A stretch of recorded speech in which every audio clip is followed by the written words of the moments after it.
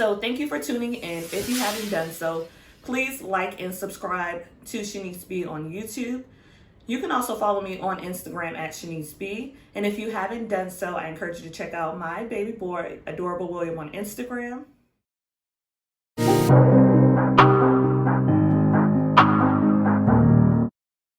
For tuning in. So this video is just highlighting and bringing awareness to Neonatal Intensive Care Unit Awareness Month. For those of you who may or may not know, Adorable William was a premature baby and he ended up having to stay in the NICU after I gave birth to him. So I'm just going to share a few pictures and clips of him when he was younger. He was so adorable. He was about 4 pounds, 7 ounces. I believe Will got some of the pictures, and literally after I pushed the baby out, they went brushing him down. And I didn't see him, I don't think, until the next day, and I was out of it. So, and we kind of knew that this was coming because I was considered a high-risk pregnancy, and I had been on BedRest since I was 21 weeks. So I think I went into labor at 31 weeks or 32 weeks, and at that point, we was like, okay, there's no point in trying to stop the baby from coming. I honestly wanted to wait because I just wasn't ready, and I was still kind of shocked that I was even having a baby. So I decided to go ahead and just, let it be. Just let it be. Stop trying to control every detail. And the baby decided to come that morning. Of course, I was in there trying to beat my face for some reason. Don't ask me why. I had my lavender essential oil because I was like, calm down. And I definitely did indeed. I made it in time to get my epidural shot. We have been going back and forth to the hospital throughout my entire pregnancy because of the complications, and there was something called hyperemesis or hyperemesis, which is when you have excessive vomiting. So to anyone who's having to experience that, I know it's not easy. Hang in there, eat what you can, drink what you can, take the medication if you can to keep that down. But then also with the high-risk pregnancy, I had incompetent cervix. So we kind of knew this was coming. So when my water broke, the doctors knew that, okay, the baby's coming. And at that point when my water broke, I think I was about 9 centimeters, and we had been waiting for like the whole day at that point, or a couple days, because my body is so sensitive. I felt like something was off, and I didn't want to wake Will up because he had to go to work the next day. So I caught a cab to the hospital, and they said, oh yeah, you're dilating.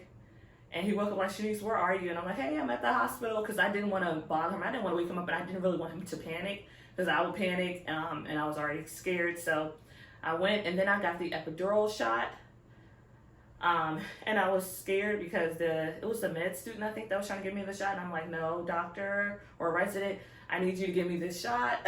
And I do wish I had the ability to have like a natural birth, but I don't plan on having any more kids, or at least right now, that's the plan. And I didn't really get to enjoy my pregnancy experience. So typically when people tell me someone's pregnant, or my first reaction isn't always yay. It's like, oh no, because for me it was a bad experience. And just keep in mind that everybody's experience is not a good experience. So some people might not be as excited, because I think worst case scenario, it's just a trauma response. So yeah, so little William came.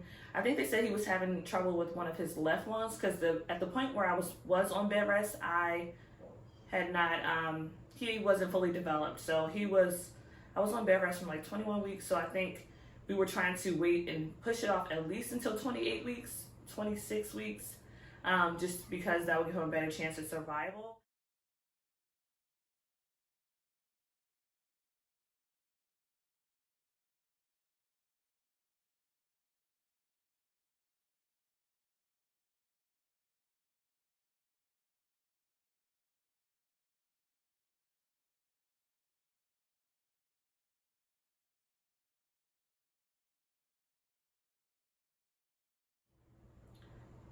So yeah, so if you are able to give to an organization that assists families who have children that are in the NICU, I would encourage you to do so. And I'm actually going to list some links down below because that is something that is near and dear to me. And I have nephews who were in the NICU, and there were a lot of babies in there for different reasons, and it was really sad to watch. And thankfully, William's turnaround was really fast, and he didn't have to go through a lot of the extra stuff that I witnessed some of the babies having to deal with. So I'm thankful for that. And like I said, this is just to bring awareness to the fact that some children are in the NICU and it requires a lot of intensive care. Those nurses that are in the NICU, they are nothing but straight angels because they really do take care of your child while you're not there. And I don't know, I did okay with leaving a baby there, but it was hard because you worry, is he going to be okay? And then you feel like a bad parent.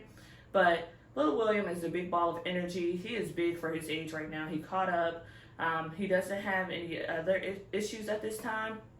And he has graduated from the, I forgot what it's called, but he's good right now. So I just wanted to bring awareness to you all. If you can donate to these things or make time or assist a family who has a child in the NICU, please do so.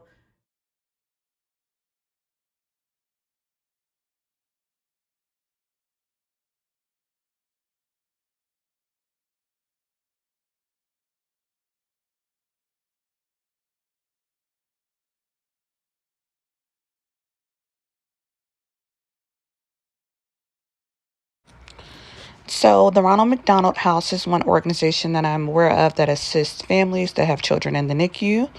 And then also another organization is Lily Pads. They also provide support to parents that have children in the NICU as well. So if you're able to donate, please do so. There are a lot of issues that these parents try to manage while their child is in the NICU. For instance, there was a family that was coming from 5 hours away because that was the closest NICU unit that could assist with their child. So if you're able to help a family out or donate to one of the organizations, please do so. We were fortunate enough to be within a 1 mile radius of the hospital, but I didn't think about parents who really are far away from their child, and then hotel fees, and that adds up. NICUawareness.org has a lot of links to other nonprofit organizations that work closely to assist parents who have a child in the NICU. I'm going to go ahead and list that description down in the description box below. Once again, you should really check out their site if you know someone in your area that needs some guidance on accessing services or receiving support. I would encourage you to go to that page and link them to one of the organizations listed.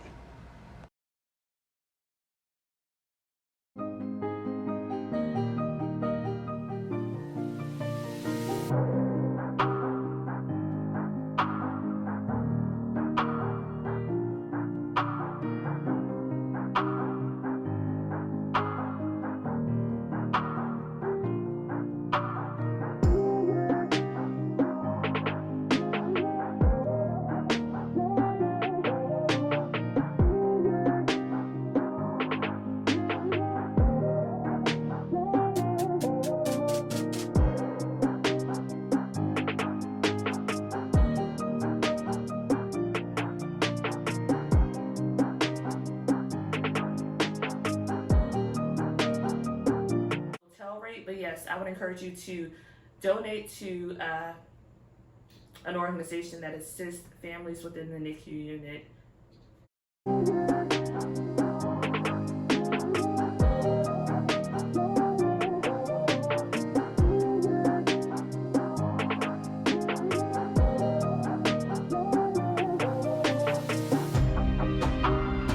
This page is primarily about being a mother, being a millennial, and trying to uplift people in the midst of all the chaos that's going on in the world. And not only that, but just also trying to have those tough conversations regarding issues that some people may not feel comfortable talking about, but just trying to ensure that I'm doing the right thing and that I'm being open-minded and continuing to become the best version of myself. So once again, thank you for tuning in. And in the midst of you checking out my Instagram at Shaniece B, hopefully you will notice some of the motivational quotes I like to share. And then please stay tuned because I will be starting a blog where you can tune in to